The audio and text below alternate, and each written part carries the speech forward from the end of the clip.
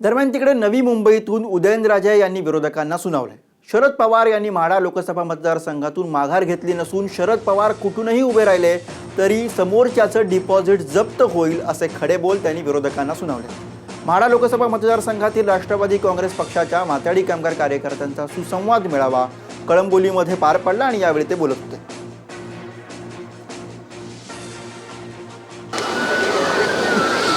बातम्यात काय पवार साहेबांनी माघार घेतली ही आमची जीत आहे। अहो एक लक्षात घ्या, माघार नाही घेतली।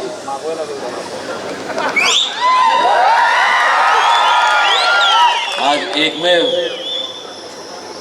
त्या म्हाडातच सोडून द्या, पण कुठल्याही मतदारसंघात पवार साहेब जर उभे राहिले तर